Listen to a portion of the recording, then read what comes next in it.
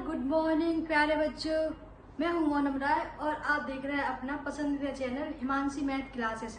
आज के सेशन में अपन एक नया चैप्टर स्टार्ट करने वाले हैं जिसका नाम है निर्देशांक ज्यामिति। निर्देशांक ज्यामिति क्या होती है, आज अपन इसको पूरे बेसिक लेवल से समझेंगे क्योंकि इसके कॉन्सेप्ट बहुत जरूरी है। क्योंकि ये बच्चे आपके बोर्ड पेपर में 6 से 7 नंबर के क्वेश्चन आते हैं, इसमें से 1 से लेकर 2 ऑब्जेक्ट आते हैं और एक 5 नंबर का लॉन्ग क्वेश्चन आता है। तो आप सभी को इस चैप्टर के जो कॉन्सेप्ट है, बेसिक कॉन्सेप्ट है, बेसिक वर्ड है कि कोटि किसको बोलते हैं, भुज किसको बोलते हैं, निर्देशांक किसको बोलते हैं, मूल बिंदु किसको कहते हैं, और तल क्या होता है, काटतीय तल क्या होता है, अक्षांश क्या होते हैं, और एक्स अक्ष क्या होता है, वाई अक्ष क्या होता है, इन सब चीजों के बारे में आपको ये छोटे छोटे बिंदु है ना, अगर इन सब चीजों के आपको मतलब समझ में आएंगे तो ये चैप्टर बहुत ही सिंपल है और बहुत ही छोटा है, लेकिन आपके परीक्षा की दृष्टि से बहुत ही महत्वपूर्ण है क्योंकि अपने 5 से 7 नंबर के क्वेश्चन यहाँ से मिलते हैं। इसके क्वेश्चन आप जब देखने के लिए जाओ, क्वेश्चन देखोगे तो बहुत छोटे छोटे बहुत सिंपल क्वेश्चन रहते हैं, लेकिन जब आपके कॉन्सेप्ट में थोड़ी सी कमी रह जाती है तब यही क्वेश्चन आपके लिए हानिकारक हो सकते हैं। क्योंकि अगर कॉन्सेप्ट आपका क्लियर नहीं है, आपके छोटे छोटे शब्द होते हैं, निर्देशांक ज्यामिति, निर्देशांक क्या होते हैं, और अक्ष क्या होता है, काटतीय तल क्या होता है, निर्देशांक तल क्या होता है, निर्देशांक किसको बोलते हैं, कोटि क्या होती है, भुज क्या होता है, अगर इन सब का मतलब नहीं समझ में आएगा तो आप क्वेश्चन को हल नहीं कर पाओगे। क्वेश्चन इतने छोटे छोटे होते हैं कि आप 1 से 2 मिनट में इसके आंसर लेके आ जा सकते हो, लेकिन कब, जब आपके कॉन्सेप्ट बढ़िया और अच्छे से आपको आते हैं। क्योंकि ये सारे क्वेश्चन पूरे कॉन्सेप्ट बेस है, मतलब भुज क्या होता है, कोटि क्या होती है, एक्स अक्ष से किसी बिंदु के निर्देशांक निकाल दो क्या होंगे, वाई अक्ष से किसी बिंदु के निर्देशांक निकालेंगे तो क्या होंगे। इन सब चीजों को समझने के लिए बस आप लोगों से एक ही रिक्वेस्ट है कि इस क्लास को शुरू से लेकर एंड तक देखना है, ताकि आपके जो कॉन्सेप्ट है, छोटी छोटी चीजें हैं, भुज, कोटि, निर्देशांक, चतुर्थांश, ये सब आपके इजीली आपके कॉन्सेप्ट अच्छे हो जाए, ताकि आप जब भी क्वेश्चन करने के लिए बैठो, जब भी बोर्ड पेपर में आपको क्वेश्चन आए तो आप उसको इजीली कर पाओ। क्योंकि बहुत सारे बच्चे ऐसे होते हैं जो क्वेश्चन सीधे रट लेते हैं, फॉर्मूला रटे और क्वेश्चन करने लग गए,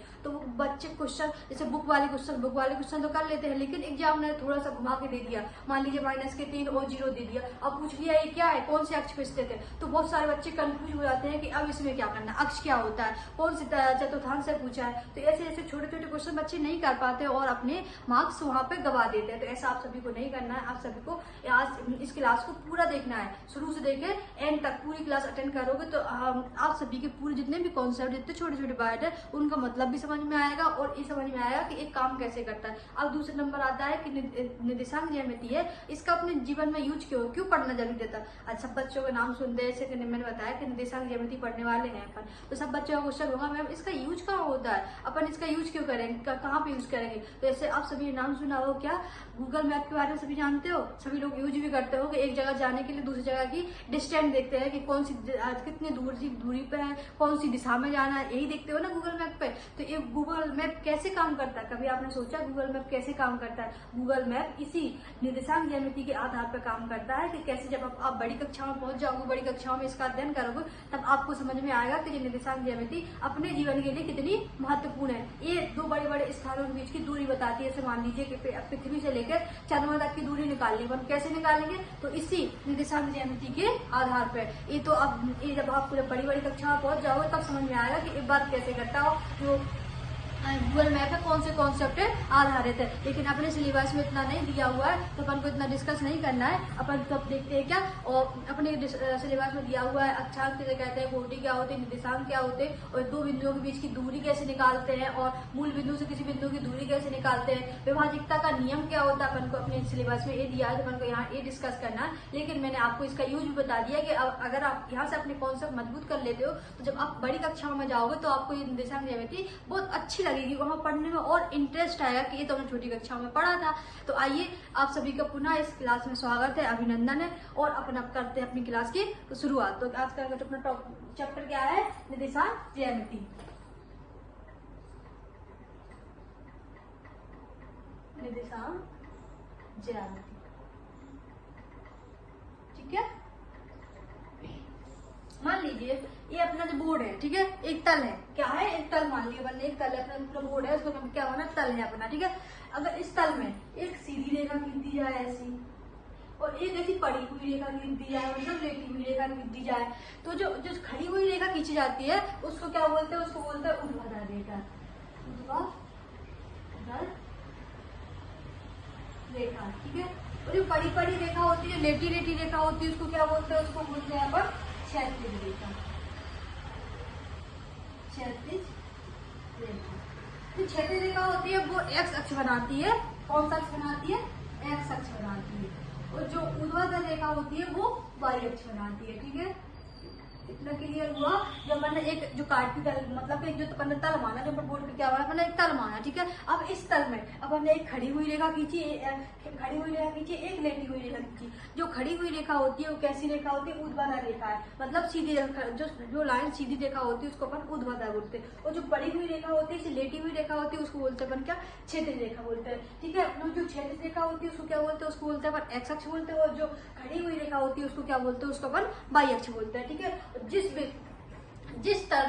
जिस तल पे एक्स अक्ष और वाई अक्ष उपस्थित होते हैं उस तल को क्या बोलते हैं? उस तल को बोलते हैं अपन कायतीय तल या निर्देशांक तल बोलते हैं। फिर से सुनिए, जो जहाँ पे एक्स अक्ष और वाई अक्ष, जिस भी तल में एक्स अक्ष और वाई अक्ष उपस्थित होते हैं उस तल को क्या बोलते हैं? कायतीय तल बोलते हैं या निर्देशांक तल बोलते हैं। क्लियर हुआ है ना? अब देखते हैं कि कायतीय तल हो गया, तो जब जो कायतीय तल है तो अपन इस बात पूरी तल को क्या बोल देंगे? जो जिसमें एक्स और वाई अक्ष उपस्थित है तो उसको बोल देंगे कायतीय तल, ठीक है। तो तुम अब बता पाओगे कि एक्स अक्ष क्या होता है? एक्स अक्ष क्या है? एक्स अक्ष है किसी कायतीय तल में क्षैतिज रेखा। ये कायतीय तल है क्योंकि यहाँ पे एक्स अक्ष भी वाई अक्ष भी, तो इसको कौन तल कहेंगे? इसको अपन कायतीय तल कहेंगे। अब कायतीय तल है तो इसमें कौन सा? एक्स अक्ष भी वाई अक्ष भी। अब कायतीय तल में एक्स अक्ष क्या है? कायतीय तल में एक्स अक्ष क्या है? एक क्षैतिज रेखा है। ठीक इसी प्रकार कायतीय तल में वाई अक्ष क्या है? एक ऊर्ध्वाधर रेखा है। क्लियर हुआ इतना? तो अपन क्या लिख देंगे? एक्स अक्ष क्या है? एक क्षैतिज रेखा है।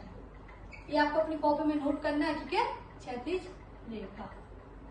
ये छोटी छोटी चीजें बुक में नहीं दी हुई, बुक में से सीधा अपने फॉर्मूला लगाया, क्वेश्चन किया। तो आप सभी बच्चों को ये नोट करके लिखना जो मैं यहाँ पे लिखता हूँ, तो आप जब अपना रिवीजन करोगे तो आपको बहुत अच्छे समझ में आए, ठीक है। अब देखते हैं वाई अक्ष क्या है? वाई अक्ष, वाई अक्ष क्या है? यहाँ पे क्या है? ऊर्ध्वाधर रेखा। कौन से तल में है? कायतीय तल में ऊर्ध्वाधर रेखा, ठीक है। ऊर्ध्वाधर रेखा होगा। और जो अब देखो, जब एक्स अक्ष और वाई अक्ष जिस बिंदु पर मिलते हैं, जब एक्स अक्ष और वाई अक्ष जिस बिंदु पे काटते हैं उसको क्या बोलते हैं? उसको बोलते हैं मूल बिंदु। ये क्या है? मूल बिंदु है। तो आप कैसे लिख पाओगे मूल बिंदु क्या होता है? मूल बिंदु जब एक्स अक्ष और वाई अक्ष जिस बिंदु पे मिलते हैं, जिस बिंदु पर एक दूसरे को प्रतिच्छेद करते हैं उसे क्या कहते हैं? इस बिंदु को क्या कहते हैं? उस बिंदु को मूल बिंदु कहते हैं। तो अपन यहाँ लिखे कि मूल बिंदु क्या होता है? मूल बिंदु जब एक्स अक्ष और वाई अक्ष जब किसी बिंदु पर एक दूसरे को प्रतिच्छेद या प्रतिच्छेद पर मतलब काटते हैं, प्रतिच्छेद करते हैं, उस बिंदु को मूल बिंदु कहते हैं। क्लियर हुआ इतना? जिस भी बिंदु पर, जिस भी पॉइंट पर एक्स अक्ष और वाई अक्ष मिलते हैं उसको क्या बोलते हैं? उसको क्या बोलते हैं अपन? मूल बिंदु कहते हैं। इतना क्लियर हुआ? अब देखते हैं निर्देशांक क्या होता है। निर्देशांक क्या होता है? जैसे मान लीजिए 3,4 है, 3,4 है। अब मैंने कहा एक्स अक्ष से एक्स की दूरी निकालिए कितनी? 3 मिली। अपन को एक्स साइड इस साइड बढ़ना है, मतलब एक्स की साइड बढ़ना है। आप अब सभी आपने देखा होगा, छोटी कक्षाओं में आपने देखा होगा, रेखा होती है उनको अपन रेखाखंड प्रदर्शित करते थे। कक्षा 6-7 में आपने देखा होगा किस तरह की संख्या दी होती है उनको अपन किस प्रदर्शित करते थे? रेखाखंड पे। अगर रेखा मतलब ऐसे प्रदर्शित करके देखा होगा आप सबने, पढ़ के भी आ गए। यहाँ 0 लिखा तो इस साइड जाते तो प्लस की संख्या 2, 3, 4 और 5। इस साइड जाते तो माइनस के बाद -2, -3, -4। तो जब इस साइड जाओ तो जो 0 के इस साइड आओ तो माइनस संख्या होती थी, 0 के उस साइड जाओ तो प्लस की संख्या आती है। ठीक इसी प्रकार अपन जब 0 से इस साइड जाएंगे तो ये सारी संख्या किसकी आएंगी? प्लस की आएंगी, ठीक है। एक्स अक्ष प्लस का हो जाएगा। अपन जब इस साइड जाएंगे तो सारी संख्या किसकी हो जाएंगी? माइनस की हो जाएंगी ना, ठीक है। और जब अपन मूल बिंदु से ऊपर की ओर जाएंगे तो सारी संख्या कैसी रहेगी? प्लस की रहेगी। और मूल बिंदु से नीचे की ओर आएगी संख्या कैसी रहेगी? माइनस की रहेगी, ठीक है। अब क्या देखते हैं? अब देखते हैं अपन, मान लीजिए अपन को ये दिए हुए हैं निर्देशांक दिए हुए। अभी आप समझो ये क्या है? निर्देशांक है। निर्देशांक में बता रही हूँ क्या होता है, ठीक है। अब हम कितनी दूरी निकाली, जो पहला मान होता है जो इसको बोलते हैं, ये किसका मान होता है, एक एक्स का मान होता है, दूसरा होता है वाई का मान होता है, ठीक है। मैंने बोला कि यहाँ से एक्स की दूरी निकालो, कितनी 3 निकालो, तो एक्स की दूरी अपन यहाँ से निकालेंगे, यहाँ से वाई अक्ष से, ठीक है। ये निकाल लो पहले वाई अक्ष से, यहाँ से यहाँ तक की दूरी कितनी है, 3 हो गई, ठीक है। अब मैंने बोला कि बाई से बाई की 4 तक दूरी निकाली, मतलब बाई पर कहाँ है, बाई की दूरी है, बाई अक्ष की दूरी कितने 4, तो एक से कितनी दूरी निकालनी है, बाई से, तो ये कितनी दूरी होगी, 4 होगी, इसमें क्या 4 होगा। देखो कैसे निकाला अपन ने, क्योंकि देखो ये मूल बिंदु है, इस साइड क्या है, एक्स अक्ष है, एक्स अक्ष से इस साइड जाओ तो इसकी दूरी रहेगी, इस साइड एक्स ही रहेगी, तो अपन ने देखा कि एक्स की दूरी कितनी है, 3 दूरी, माना यहाँ से यहाँ तक की दूरी कितनी है, 3 दूरी दी, यहाँ से यहाँ तक की दूरी 3 है, तो यहाँ से यहाँ तक की दूरी भी 3 होगी कि नहीं होगी, क्योंकि एक दूसरे के समांतर जा रहे, तो अगर जितनी दूरी यहाँ रहेगी उतनी दूरी यहाँ रहेगी। इसी प्रकार अब क्या बोला कि बाई की दूरी कितनी दी, बाई की दूरी 4 दी है, मतलब यहाँ से लेके यहाँ तक की दूरी कितनी है, 4, तो ये दूरी कितनी हो जाएगी, 4 हो जाएगी। क्लियर हुआ। यहाँ पे अपन ने निर्देशांक कैसे निकाला, तो निर्देशांक क्या होता है, निर्देशांक भी किसी भी बिंदु की स्थिति बताता है, जो किसी पॉइंट दिए हैं, किसी भी बिंदु क्या है, मान लीजिए एक बिंदु मन को यहाँ निकाला था क्योंकि यहाँ क्या स्थित है, तो निर्देशांक वह होता है जो किसी बिंदु की स्थिति बताता है कि वो बिंदु है कहाँ पे, कौन सी जगह पे स्थित है, उसको क्या बोलते हैं, उसको बोलते हैं निर्देशांक। अब यहाँ पर 3,4 क्या होगा, 3,4 निर्देशांक होगा उस बिंदु पे, ये बिंदु कहाँ स्थित है, यहाँ बिंदु कहाँ स्थित है, 3,4 पर स्थित है। आई होप आप सभी बच्चों को इतना क्लियर हो गया होगा कि यहाँ पे निर्देशांक क्या होता है, निर्देशांक क्या करता है, किसी बिंदु की स्थिति बताता है, ठीक है। अब आते हैं अपन अपने में, अब ये वाले कंप्लीट हो गया कि अपने एक्स अक्ष में क्या पढ़ लिया, एक्स अक्ष क्या होता है, वाई अक्ष क्या होता है, अपन ने कार्तीय तल देख लिया कि जब एक्स अक्ष वाई अक्ष जिस तल में उपस्थित होते हैं उसको क्या बोलते हैं, अपन कार्तीय तल बोलते हैं, निर्देशांक तल बोलते हैं। और तीसरा क्या देखा अपन ने, मूल बिंदु के बारे में देखा कि मूल बिंदु क्या होता है, जब एक्स अक्ष और वाई अक्ष जिस अक्ष पर मिलते हैं, जिस बिंदु पर काटते हैं उसको क्या बोलते हैं, उसको मूल बिंदु कहते हैं, ठीक है। अपन ने देखा कि निर्देशांक क्या होता है, निर्देशांक किसी बिंदु की स्थिति बताते हैं, उसको क्या बोलते हैं, निर्देशांक बोलते हैं। अब बढ़ते हैं अपन आगे, अब देखते हैं अपन क्या, चतुर्थांश। ये बहुत मोस्ट है, चतुर्थांश के बारे में आता है ये क्वेश्चन, ठीक है। और देखते हैं चतुर्थांश, अपन डायग्राम में आ लेते हैं।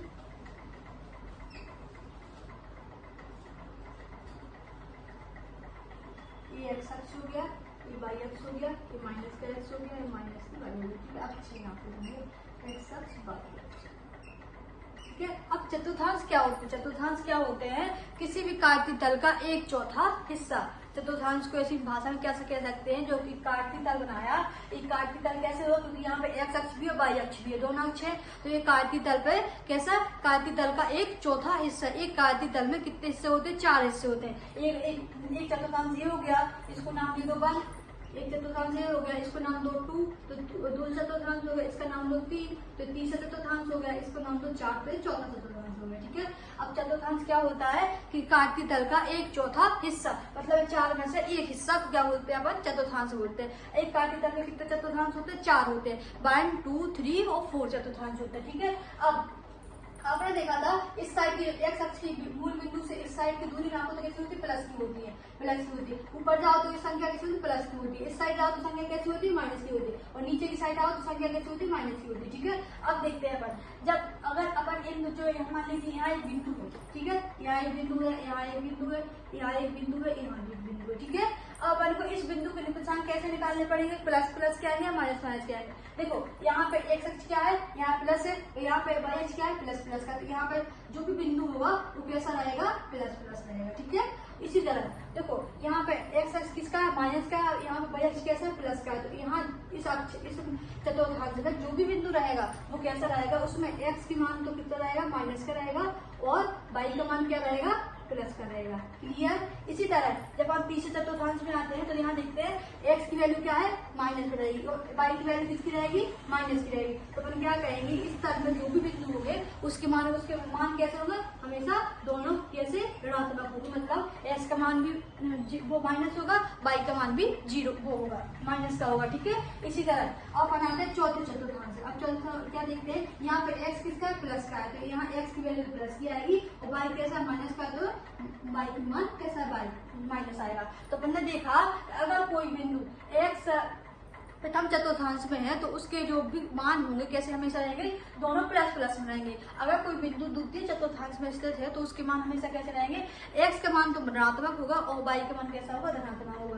ठीक इसी प्रकार अगर कोई बिंदु तीसरे चतुर्थांश में है तो उसके दोनों ही मान मतलब x का मान और y का मान कैसा होगा, माइनस माइनस होगा। इसी प्रकार अगर कोई बिंदु कहाँ पे है, चौथे चतुर्थांश में है तो उसके एक मान मतलब कि x का मान प्लस का होगा, y का मान माइनस का होगा। आई होप आप सभी बच्चों को ये क्लियर होगा चतुर्थांश के बारे में। अब इसमें कोई डाउट नहीं रहेगा। अगर आप सब कुछ पूछ भी ले तो आप उसको इजीली बता पाओगे। मैंने क्योंकि इसको बहुत बेसिक समझाया, इतना बेसिक से कोई नहीं समझाता। आप सभी को जब टीचर पढ़ाने आते हैं तो उनको बताया चतुर्थांश क्या होता है, या प्लस की या माइनस की या प्लस की वैल्यू बता दी, बस हो गया। लेकिन मैंने यहाँ बताया कि ऐसा क्यों होता है, ऐसा बताया ना मैंने पूरा रीजन करके कि यहाँ पे जो संख्या बनाते हैं, संख्या निरूपित करते हैं, फिर यहाँ संख्या जो होती है आपके यहाँ एक्स मान प्लस के होते हैं, वाई मान प्लस के होते हैं, इस साइड माइनस के होते हैं, एक्स के मान इस साइड नीचे, वाई के मान माइनस के होते हैं। ठीक इसी प्रकार अपन ने ये मान निकालना सीख लिया। अब अपन को इसमें कभी भी कंफ्यूजन नहीं होगी।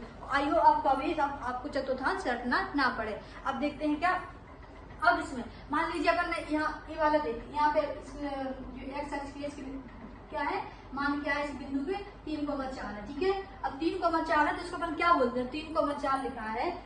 इसमें x इसमें ये तो x का मान होता है, पहली संख्या x का मान होती है, दूसरी संख्या y के मान होती है। जो पहली संख्या x के मान होती है इसको क्या बोलते हैं, इसको बोलते हैं अपन भुज।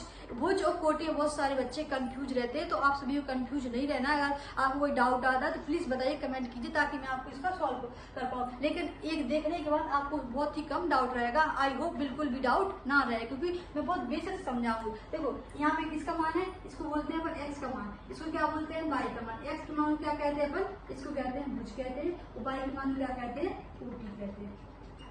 ठीक है, अब भुज क्या होता है, भुज किसको कहते हैं। अगर आपके एक नंबर में ऑब्जेक्ट पूछ लिया आपसे कि भुज क्या है, भुज किसके मान को कहते हैं, तो आप लोग बता पाओगे जो भुज होता है वो एक्स के मान को कहते हैं। तो कोटि क्या होती है, कोटि भी जो वाई का मान होता है उसको अपन क्या बोलते हैं, कोटि बोलते हैं। ठीक है, तो इसको दूसरे नाम क्या होते हैं, निर्देशांक बोलते हैं कि एक्स अक्ष पर निर्देशांक और वाई अक्ष का निर्देशांक। इसका दूसरा नाम क्या होता है, एक्स अक्ष का निर्देशांक, एक्स अक्ष का निर्देशांक।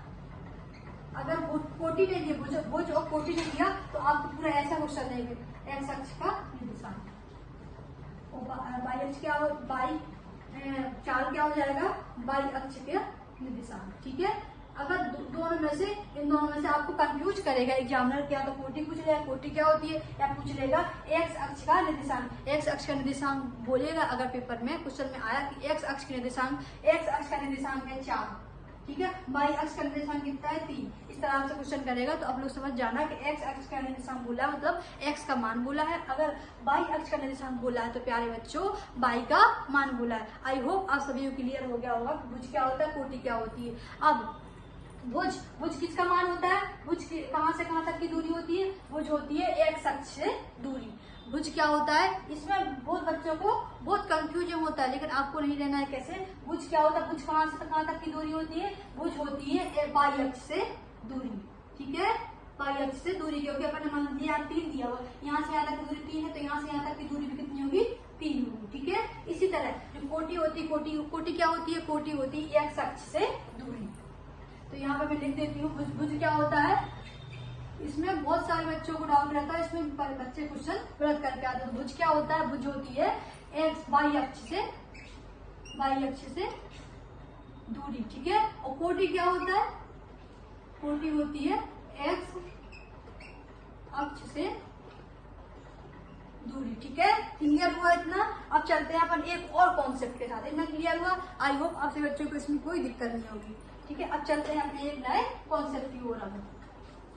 अपन धीरे धीरे अपने कॉन्सेप्ट क्लियर करेंगे, फिर बढ़ेंगे अपन क्वेश्चन की ओर, क्योंकि इसमें क्वेश्चन बहुत छोटे छोटे आते हैं और बहुत ही 2 या 3 मिनट में क्वेश्चन आराम से हो जाते हैं।